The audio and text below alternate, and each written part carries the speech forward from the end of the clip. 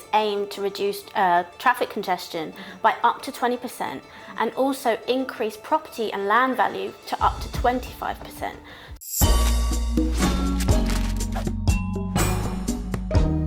Hi, I'm Sarah Forster, news editor here at The National, and welcome to another episode of A Closer Look. Now, the two words Dubai and megaproject go pretty closely hand in hand, and we have once again not been disappointed due to a major announcement to come out of the emirate recently, and that is the announcement of Dubai Metro's brand new Blue Line.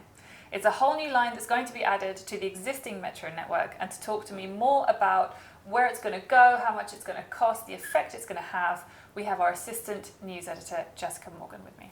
Jessica, thank you very much for joining us. Now, the first question that anyone is going to have when they're watching this is, where does this Blue Line go? So the Blue Line goes to Dubai International City.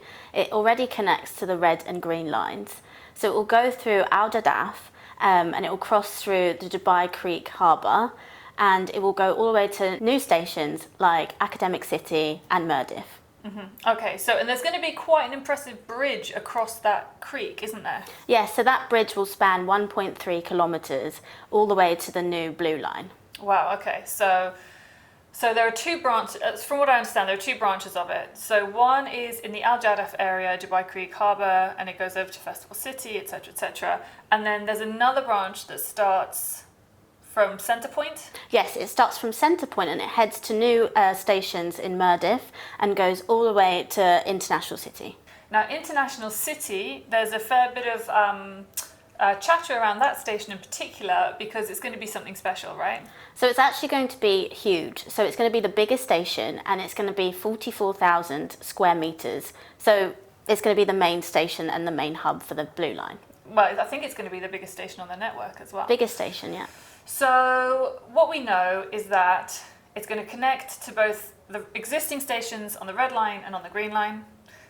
They will both meet at International City, and then it goes on from there. I mean, it covers Mirdif, right? Mirdif, the second line will go to Academic City, so we'll service a lot of the students in the area, and then they will go on to the new depot. So that's the first thing people want to know, is where is it going to go? And now the second thing people most likely want to know is how much is it going to cost? So it's going to cost 18 billion dirhams, which is just under $5 billion. So a lot of money. It is a lot, and it just goes to show you how much Dubai invests in its infrastructure to try and connect the city and connect its residents. And it leads us on to an important topic here of what is going to be the knock-on effects of this new metro line on the surrounding areas. We've got schools, we've got businesses, we've got residential areas. Tell me a bit more about that. Sure. So the RTA, the Road and Transport Authority, have actually said that it's aimed to reduce traffic congestion by up to 20% and also increase property and land value to up to 25%.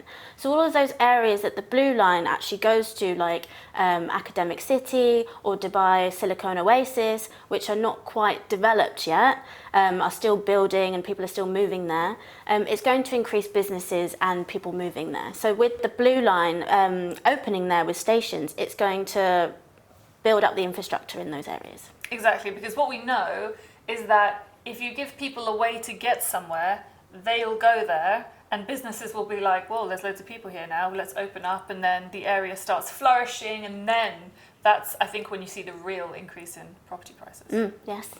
Now, the important question on my mind is, when am I going to be able to tap my Noll card and hop on the next Blue Line train? Well, the Blue Line's just been announced, so it's going to take some time. But it's aimed to open in 2029 to coincide with the Dubai Metro's 20th anniversary. Well, that sounds like a very decent way to celebrate 2 decades in operation, opening with a new line.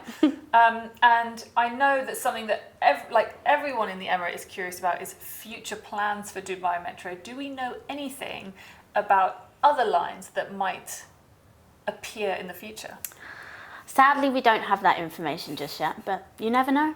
You never know. All right. Keep it here, because I'm sure we'll have that news when it does come out. Anyway, thank you so much, Jessica, for joining me. Thank you. Well, that's it for this week's episode of A Closer Look, brought to you from right here inside the National's newsroom. Thank you for joining us, and don't forget you can catch all of our previous episodes on our YouTube channel.